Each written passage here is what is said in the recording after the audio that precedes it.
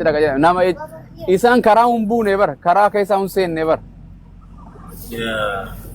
ummanni shubbisu jira waldaa dhaqee shubbisa nuti masjida inni qaraana isa wali dhufna hin qaraana hin qoffaranna deemnee jechi booda isaan manatti sin caffaran sinima waldaa dhaqanis nama wal yaabbatu argite gurra kana qabee gartee farfataan gurra kana qabee namarra beelaa lakkana kaarree godhata jedhan ana waraabe viidiyoo kana hunda addunyaa isintu waraabee gallakkise waldaa dhaqee anaa waraabe dubartii qabee ciibsee kana qaama saalaa kan rakkanatti masqalaan rukutu ana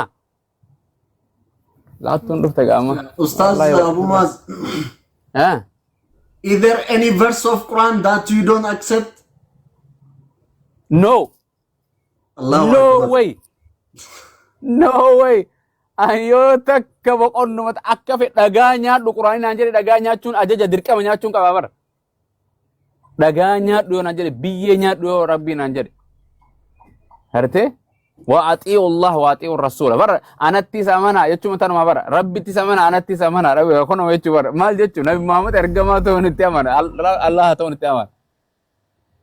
Harmeeti harmeetan ta'uun itti amana dachiintu seyxaana ta'uun itti amana. Kiristaana ta'uun itti amana bar amani jechuun waan takka hordofu jechuun bar dhugoomsi ibiddi jiraachuun arginame ibiddi itti mannamannu waaqa kiyya ibiddi Yesuus Kiristoos wangeelattis amanaa jedhe kuni waaqayyo jechuudha gus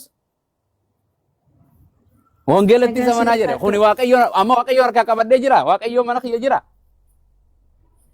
wangeelli kun yoo nuuf hin galle maaf nu gurgurtan maaliif gabayaa laabraarii irra keessan isiniif hin galu jettan guyyuma tokko Yesuus Kiristoos warra amanetti moo warra amanitti dhufe warra garteen amanin barter yaamuuf dhufe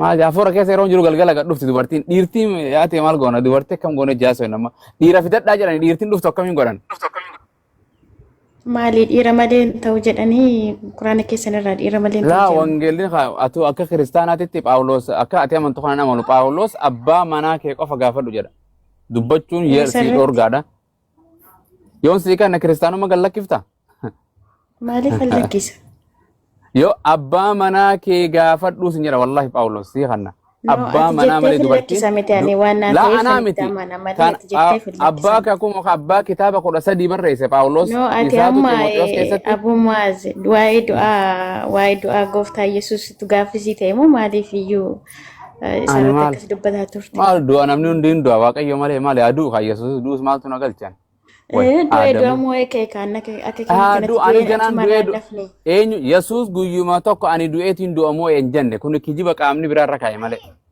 hin beekanii sin du'ee barattoota isaatiin ni jira Yesuus nagaan sifaatoo medira sanni tokko hojjeguun haasa'u namni hundi maaliif haasa'u mee ijoolluma islaamaa takka isa dubbatu argitanii subhanallah dura nagalchitani ka kanaaf markoo qaba dubbachuun maatu malee dhiiraa dura uumame akka waaqayyootittis isinurraa uumamtani ati lammaffaa eeggachuu qabdaa bara xiqqooshi sabrii godhadhaa meela sabrii godhannaan hin callee taa'u jira laata jechuudhaan mitiim kan nama amansiisanii tasgabbaahanii mala quraana yeroo qaratan illee akkasitti ja'aayyuu rakkoon qabu quraana sammuurra qaraa yeroo dubbattanii suutaatiin gaafii deebiitti yoo ta'e suutaatiin okay waan jedhe yeroo quraanaa fi laattu wanni kun maali wanni harkaa qabu kun macaafa kan macaafichu markaan qabachuumti keessan gahaadha macaafni kun dubbii namaati moo dubbii waaqayyooti dubbii namaati moo dubbii waaqayyooti dubbii namaa keessa jirti moo hin jirtu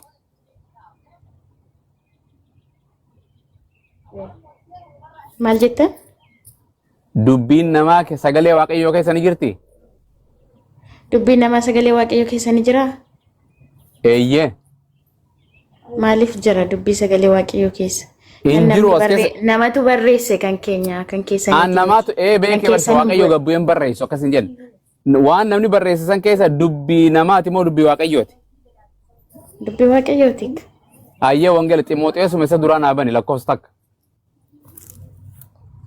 maalichi keessatti nama barreesse sanaaf abbaa barreesse sanaaf ibsa kamaali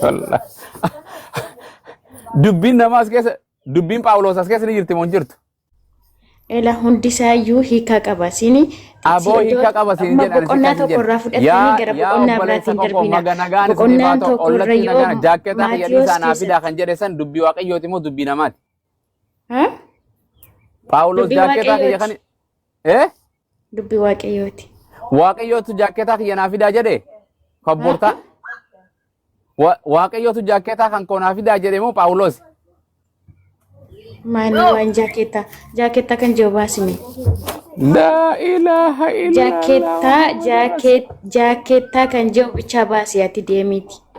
Kobbortaa siifin baasa ani siif dura waan naan jettu ittiin as keessa akka naan jettu dabalii ittiin daballe ani nuti warra wangeelatti hin daballu waan jiru maal fayyada dubbii dhugaachirra jiru seerumaan barsiisa dubbii dhugaan keessirra jiru seerumaan barsiisa malee jallisummaan sin fayyada qoy ammaan si baases dhaabbadhu quraana kiyya kanaan as kaayyadha bismillah qoy siifin dubbisa achi booda deebisaa dubbiin kuni dubbii namaati moo kan seexaanaati. Ati gooftaa Yesuusin amanta moo namantu? Ani gooftaa hin amana waaqayyoo jechuun Yesuus akka gooftaa ta'e namana waaqa akka ta'e hin amanu malee. Maali seexaana huni namanani Yesuus qofa seexaana ni amantaa naan jettu seexaana akka jiru gaafi mafaan gaafa dhaabu maas. Qoy durani dubbisa wangeela kana sagalee waaqayyoo naan jettu. Qoy gadaabbadhu ka naan dubbisa dura wangeela keen dubbisu deema laabbanadhe dhaabbadhu. Suuta. Yes. Maalirraa baafatte? Maalirraa baafatte? Qoy siifin baasa qoy hin dubbisa siifin kanna. Qoy himika. Maatiyoos makana raayin si baasa qoy. Maatiyoos boqonnaa meeqa? Boqonnaa Maatiyoos boqonnaa Luqaasiin dhaqaa obbo Luqaasii bareedaa Luqaas 10 Luqaas 4 10 maal achirra dhaqe. Yaa Rabbanaa si kadhannaa gammachuu biyyan. Okay Luqaas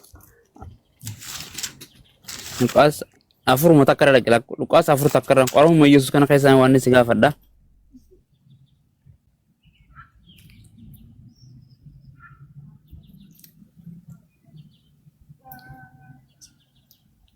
Kama Luqaas tokko sunu ustaad.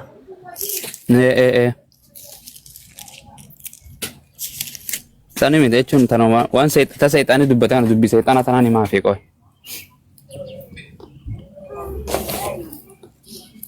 Okay, achi keessa amma gaa kun asii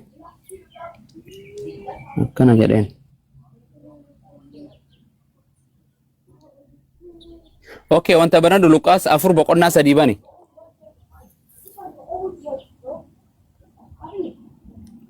Laattu. Tumiti dubbisa. Ummata bani garsiisi ustaada bani garsiisi Luqaas boqonnaa 4 lakkoofsa 3 sana dubbisi. Dubbiin san dubbii waaqaati moo seexaanaatiin gaafadha. Ready? It's coming.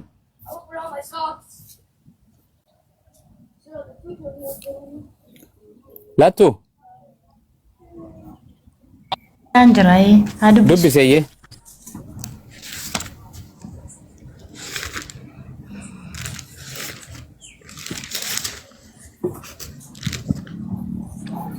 Seexanichi yommus Yesuusin dhugumaan ilma Waaqayyoo yoo taate dhagaa kana buddeena ta'i jedhiitii abboomi jedhe.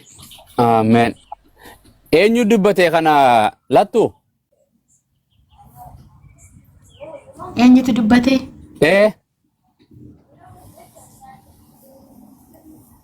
Seexana. Goobas dubbiin tun dubbii Waaqayyooti moo dubbii seexaanaati? Okay, dubbii Waaqayyooti. Waaqayyo akkas jedhe moo seexaan akkas jedhe? Seexanni konuuma siinuma bar. Oh, ana addoon. Oh, Yesus ana addoon. Okay. Kanaafuu dubbiin kun kiyya jechuu kan Waaqayyooti miti. Dubbiin kun kan Abumaaz jechuu kan Waaqayyooti miti. Ela warruma akka keessanitu gooftaa Yesuusiin otoma dhugumatti gooftaa ta'uusaa warra otoo beektanii. No san hin jenne. Lattu to. Asaggeeffadha.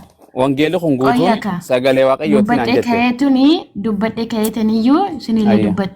Gooftaa Yesuusiin otoma dhugumatti waaqaa ta'uusaa ilma abbaa ta'uusaa otoma beektanii itti hin amannu namadha warra jettanii goyoomsitanii jechuudha. Warruma akka keessanitti dubbatee jechuudha. Seexanatu akkas jedhee dubbate. Janna gooftaa Yesuus immoo waan jedhe bara amma kaan waan irra jiru dubbii Waaqayyooti moo dubbii seexaana jira. Dubbii kana seexaana dubbate moo Waaqayyoo dubbate? Fakkeenyummaadhaan barraa'e. Fakkeenyummaadhaan barraa'e. Waan inni fakkeenyummaan barraa'e kun dubbii seexaanaati moo dubbii Waaqayyooti? Akkana jedha dhaggeeffadhu. Seyxaanichi yommus Seyxaanichi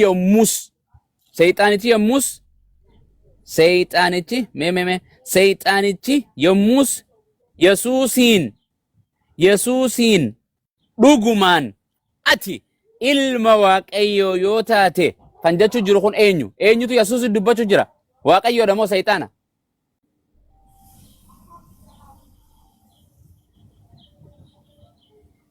Lattu Gaduma si ibsee jiraam. Seexanicha maaliif akka inni qore? eenyutu Seyxaana Yesuus qore? Eenyutu iddoo qoraa? Huh? No, stay here, don't go anywhere. Eenyutu Yesuus dubbachuu jiran siin jedhe iddoo gartee Yesuus itti qorame sanitti? Abu Maaz. No. Seexanni kun yommuu akkas jedhee yeroo gooftaa Yesuus Kiristoos bifa foonummaadhaan uffatee gara biyya lafaatti eenyutu Yesuus dubbachuu jira? Maa didda dubbii kana Yesuustu dubbate moo barattoota isaati moo Waaqayyoo dubbate? Ilma Waaqayyoo waan ta'eedhaaf seexanni immoo qoruudhaaf dhufte. Kanaaf barreeffame. Na dhaggeeffadhu. No, jallinatti si namaan achi keessatti si ibsee jira. Manaa isin jedhe na dhaggeeffadhu. Qajeelummaatti fudhattan garuu fudhattanii fudhadhaa. Dhiistanii isa. Lattu ifiif didu jirta waan kallattiin akka aduun yeroo baate aduu osoo ijaan arganii aduu miti halkan namaan jedhuuti. Waan jedhe Seyxaanichi yommus Yesuusiin dhugumaan ilma Waaqayyoo yoo taate dhagoota kana buddeen naa jijjiiri jedhii karte abboom kan jedheen kun dubbii kana kan dubbate Seyxaana moo Yesuus? Asuma gadi si barraa'ee si ifee jira. Hunduma isaa dubbisee hafixuun jedheen immoo. An takkitti tanaan si gaafadhe bar boqonnaa lakkoofsa Maatiyos boqonnaa 4 lakkoofsa 3 kanaan si gaafadhe. Dubbii kana kan dubbate Yesuusitti eenyutu Yesuusin qoruu ture? Waaqayyoodha moo Seyxaana? Gaafa yeroo kam akka gooftaa Yesuusiin gara fannootti kan dhiyeesse eenyu hin beektu ati? Karaa dalgaatiin mattumayyuu Abu Maaz karaa dalgaatiin si fudhadhaa malee karaa dalgaatiin namaan Kiristoosiin ijoolleen asii daa'imna cinqoo jirta atiis hin deebisu. Yes. What? Okay, I'll get you one again. Waan sin jedhe Yesuustu Seyxaanatu Yesuus qore moo Waaqayyo abbaatu Yesuus hin qore? Maal Waaqayyo abbaan akkamittiin ilma isaa qora? Ati ilma keetiin hin qortaas ajjeesa jettaani? No, akkas hin jedhe Seyxaanatu Yesuus qore moo Waaqayyoodhaan jedhe? Abu Maaz ati mucaa keetiin sin ajjeesa jettaani? Hin jettu miti waan jaallattuudhaaf. Naa deebisiin sin jedhe maal barbaada kiyyaan kun? No, maaliifan si deebisa? Naa deebisa qoy ammaan si deebisuu deema. Karaa dalgaatiin sin deema malee irraa deebise dalgaatiin wanta ni qabne ni kenna. Waan jedhe eenyutu Yesuus Kiristoos dubbachuu ture? Eenyutu Yesuus dubbachuu ture? Eenyutu Yesuus dubbachuuf ture?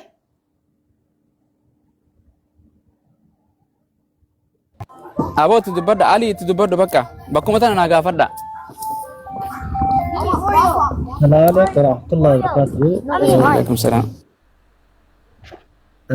Sabni fayyin keenya warra jala jirtan akkam nagaan Waaqayyo isa jiraata isa qurxummee nyaanni isiniif haa ta'u jecha. Sagaleen koo jira Ustaaz Sayyaa? Ni jira. Okay, bareedaadha. Yesuus Seyxaanni qortee waan jawra jirtu na fakkaata. Waan macaafaarra jira macaafi dubbii Ustaaz wantaan gaafadhe. Wangeelli kun macaafni kun guutuu dubbii Waaqayyootiin an jette. Dubbii sagalee Waaqayyooti. Saniin gartee dhugumatti ati ilma Waaqayyoo yoo taate dhagaa kana abboomee biddeenatti akka jijjiiramu jedhiini kan jedheen san dubbii Waaqayyoon dubbate moo dubbii Seyxaanii dubbateedha kun kanaan gaafachuu. Maatiyos boqonnaa 4 lakkoofsa 3 kan. Boqonnaa 4 abshira. Lattu. Yes. Okay, dubbiin Seyxaanii dubbate kun dubbii Waaqayyoodha. Kan Maatiyos 4 irratti jiru kun sagalee Waaqayyooti jettee amantaa? Yenna naman. Okay, Seyxaanichi Waaqayyoodha? Waaqayyo miti. Isa gad darbatamedha Seyxaan. Okay, Seyxaanii as bakka kanatti Seyxaanichi dubbatee moo hin dubbanne? Qaama dubbachaa jiru Seyxaana moo eenyudha? Ela Ali natti fakkaata ifama sittin Isuma dubbadhaan maaluma abu suuraa minaamin isa jettani fakkeenyaaf kan keessanii adda qoodanii jirtu jechuudha. Akka sana miti iddooma tokkotti macaafni kun naa fakkeenyaaf iddooma tokkotti barraa'e seexanni bakka kanatti kan fakkeenyummaadhaan dubbachaa jiru barraa'eera eenyudha lattu amanika. No akkatti qoy gayyaa akkara dalgaatiin sin amanu waan ila dhiisi malee dhiifama malee ani karaa dalgaatiin sin amanu. Seexanatu lattuu teenya qoy gooftaadha seexana gooftaa Yesuus seexana qoruu dhufe. ayyee qoy yeroo takka walii galla seexanni kaasii bakka kanatti dubbachaa jiru maalidha eenyu seexana moo seexana miti Bakka kana keessatti himu. Waa'een kun waa'ee fannoo gooftaa Yesuus Kiristoos gooftaa Yesuus Kiristoos maal akka ta'e ibsa. Maal akka ta'e ibsa as keessatti jechuudha. maal akka ta'uu isaa sin gaafanne yeroon an si gaafadhe gaafuma kiyya seeraan na deebise please waan si gaafadhe Maaliif yoonii si fi deebisare karaa ilma dalgaa jecha waaqayyoo taate tokkootiin walumaa dhaggeeffadhe galatti isaachirratti si ibsame sana dubbifadhu xumuri malee jechuma isa natti seexanni jedhee dubbifadhee fudhattee xumurii maal jira be barreessita. daal dhaggeeffadhu laan yoo ati dhuguma ilma waaqayyoo taate qarree kanarraallee if darbii ergamoonni waaqayyoodha harka si jala hin qabu akka ati hin miidhamne kajeeni dubbachaa jiru kan yesuus dubbachaa jiru kuni seexana moo seexana miti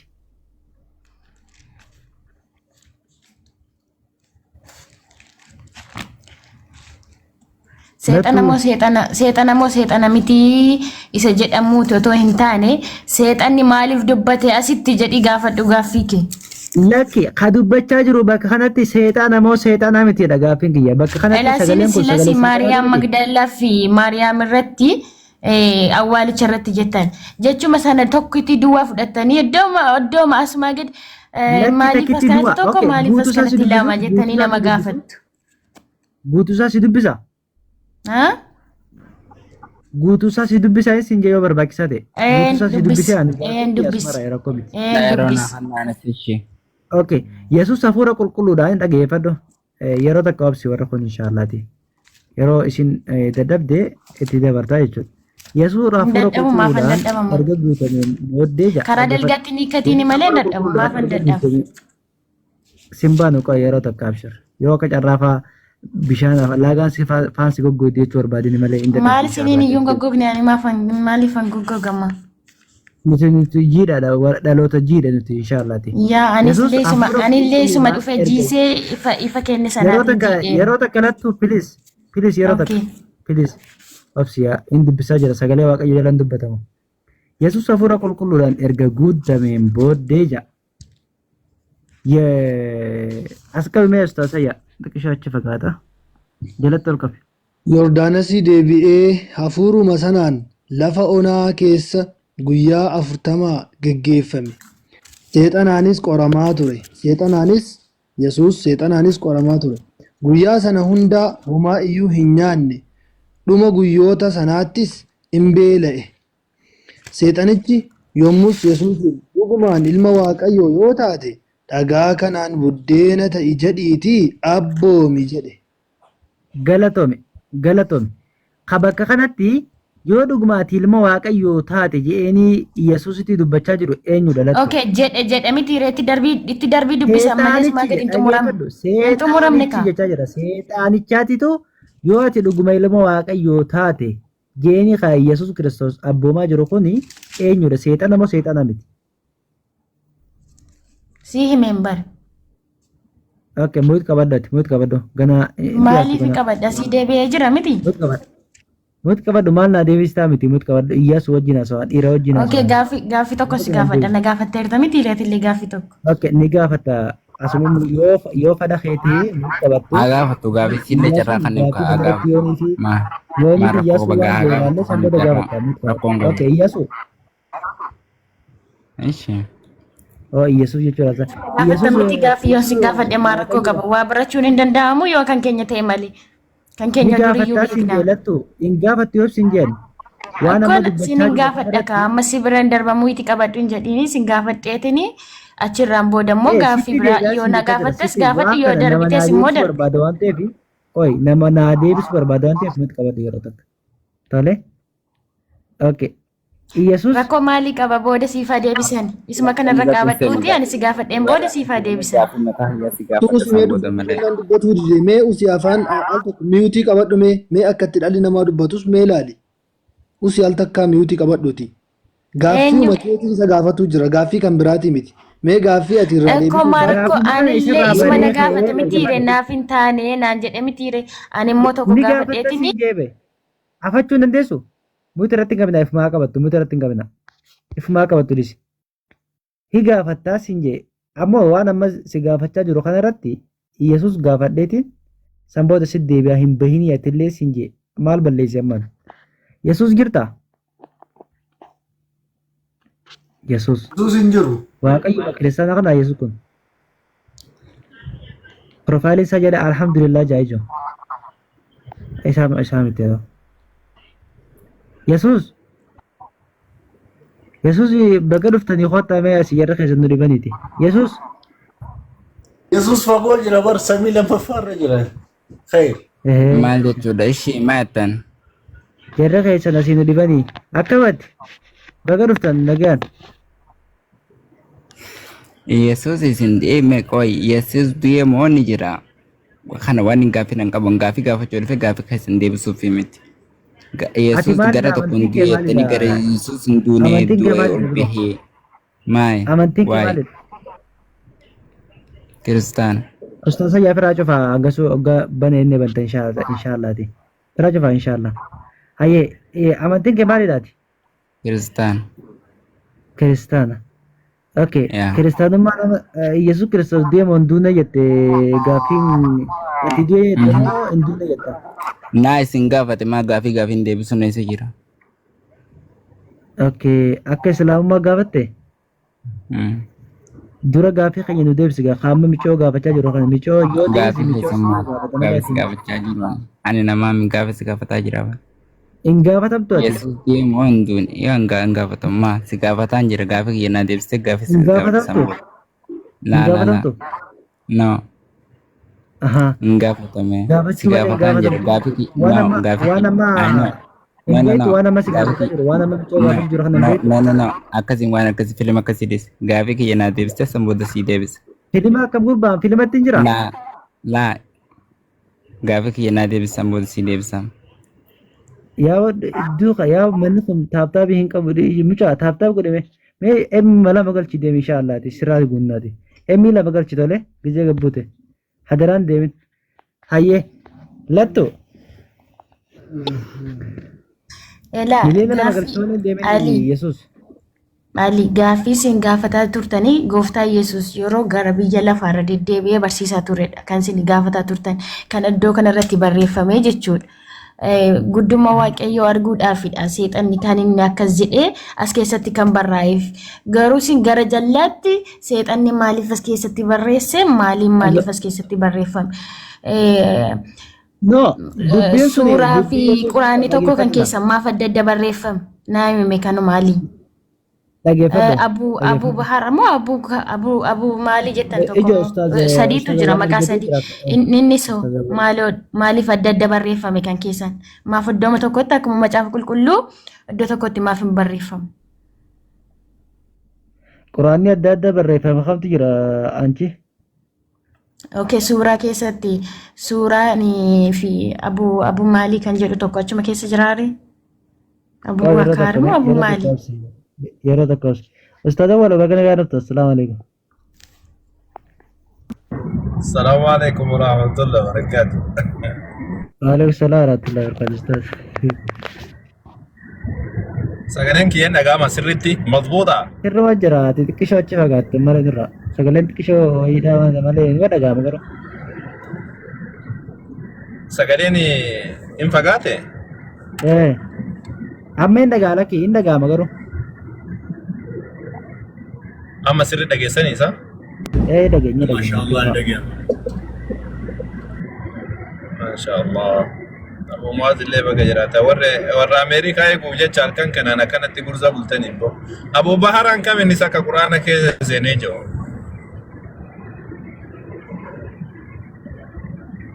ركنني جرنا نتج Lattu Abu Baharan kam inni ka Qur'aana keessa seene.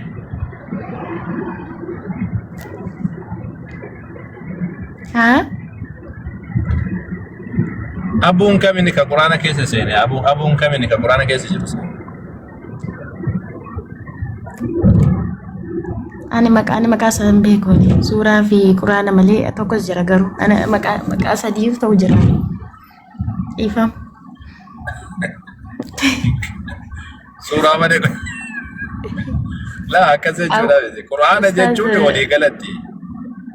Suuraa jechuun bar keeyyata boqonnaa. Suuraa jechuun fakkeenya Maatewos jettee boqonnaa tokkoffaa jettaa, boqonnaa lammaffaa jettaa, boqonnaa sadaffaa jettaami. Qur'aana jechuun walii galatti. Suuraa jechuun ammoo akka boqonnaati. Malee Qur'aanni lamaa miti sadii miti. Qur'aanni waa walitti qabamee yoo miti. Suuraa sanaa fi suuraa sana barreesse suuraa sun maaliif jedhama? Suuraa jechuun akkuma boqonnaati. Akkuma boqonnaati. Okay, zimmettanii ma boqonnaa jettanii irra keessanii? Maal afaan Oromootiin ka boqonnaa jechuun afaan Oromootiin. Ay, amma kan keenya wangeela Luqaas, wangeela Yohaannis, wangeela Daani'eel, wangeela akkasittiin abbaa kan barreeffame sanaatiin ta'a. Garuu isin boqonnaa jettaniituma keessanii jechuudha. Zimbiloo akkasumaan boqonnaa. Maal fakkeenyaaf wangeelli Maatewos boqonnaa tokkoffaa, boqonnaa lammaffaa, boqonnaa sadaffaa jedhamaami. Okay, isa boqonnaa tokkoffaa kan jiru lakkoofsaan ta'a malee. La boqonnatu jira. Boqonnaa tokkoffaa jedha inni iyyuu. Boqonnaa tokkoffaa, boqonnaa lammaffaa lakkoofsaa gana jedha. Boqonnaa tokkoffaa lakkoofsaa gana jedha. Sigaltee boqonnaa tokkoffaa lakkoofsaa gana. Quraanni ammoo yeroo boqonnaa isaa himnu waan isa keessatti dubbatameen fakkeenyaaf suuraa Faatihaa jechuun bantuu jechuudha. Bantuu kitaabaati. Suuraa Faatihaa jechuun boqonnaa, Faatihaadha jechuun bantuudha, bantuu kitaabaadha. Jalqaba jirtu jechuudha. Eegasanii ammoo boqonnaa suuraa Al-Baqaraa jechuun boqonnaa waa'een sa'aadaa keessatti dubbatameedha jechuudha.